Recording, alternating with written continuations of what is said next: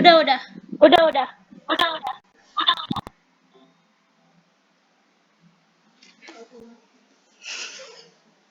Kami dari di sini. Assalamualaikum. Kami dari kelompok dan Universitas dengan judul Perkembangan Awal Fisika Era Babilonia dan Yunani. Sejarah perkembangan fisika di era Babilonia. Pada masa ini, pengamatan terhadap angkasa dan bintang-bintang dilakukan oleh para pemuka agama. Melalui pengamatan tersebut, mereka mencoba meramalkan nasib seseorang yang dikaitkan dari kelahirannya. Bangsa Babilonia berisi tentang pengaturan letak bintang-bintang dalam suatu string yang berada di sepanjang lingkaran deklinasi, sehingga dapat dihitung ukurannya serta interval waktunya. Juga untuk meneliti oleh perbedaan yang terlihat. Sains pada masa ini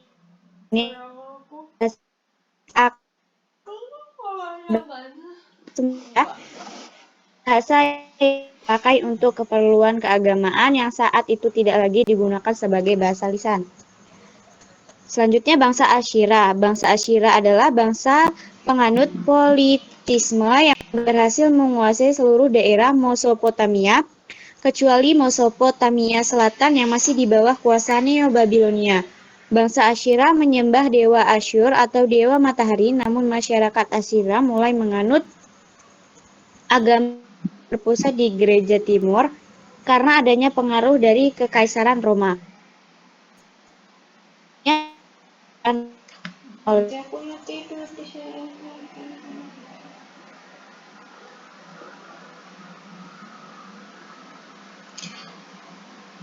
Oh ya, on mic gue. Ilmu pada masa Babilonia. Gitu nggak sih?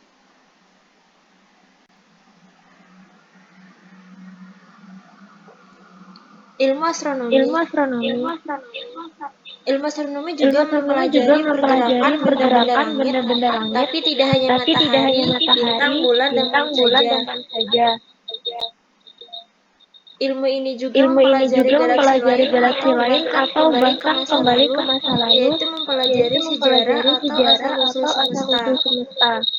Para ahli astronomi ini mendasarkan ilmunya pada metode ilmiah.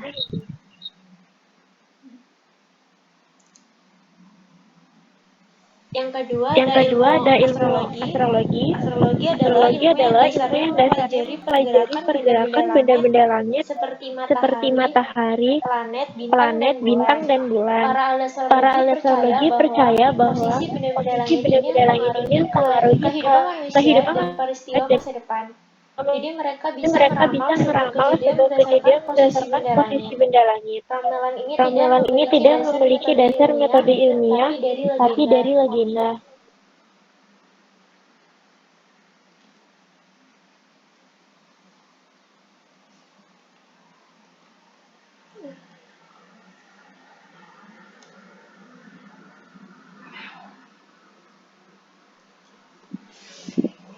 Sejarah perkembangan fisika pada era Yunani.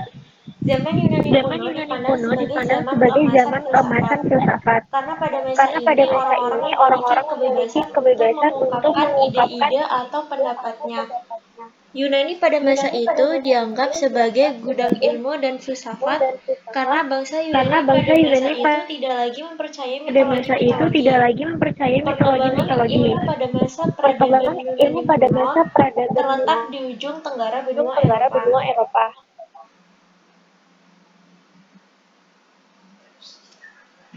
Materi selanjutnya akan disampaikan oleh Adezara Elsani. Baik, materi selanjutnya adalah perkembangan sains menurut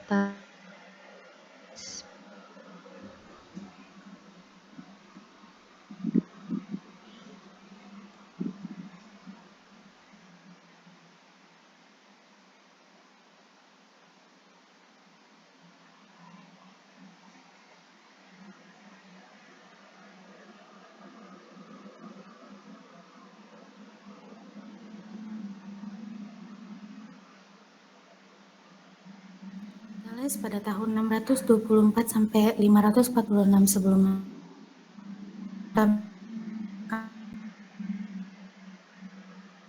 Thales adalah seorang saudagar yang sering berlayar ke Mesir. Di Mesir, Thales mempelajari ilmu ukur dan membawa Yunani. Thales berprinsip bahwa air adalah dasar segala sesuatu. Thales menyatakan bahwa air adalah prinsip dasar segala sesuatu. Air menjadi pangkal, pokok, dan dasar dari segala-galanya yang ada di alam semesta. Fisika pada masa prasains. Perkembangan fisika pada masa prasains dimulai pada zaman prasejarah sampai tahun 1550-an.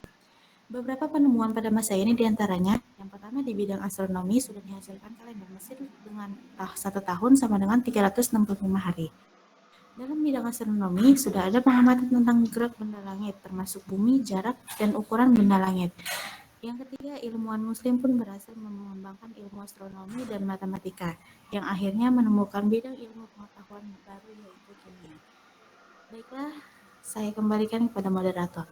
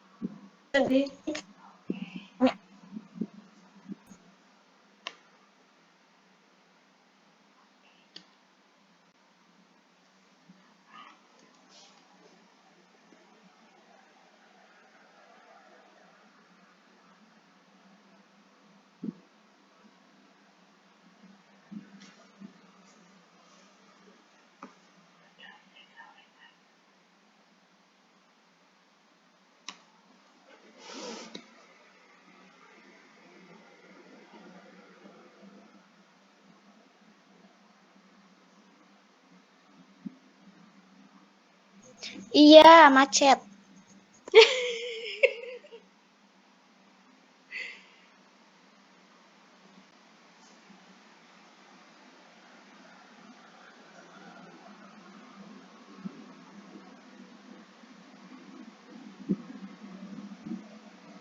Udah ke save belum, Pus?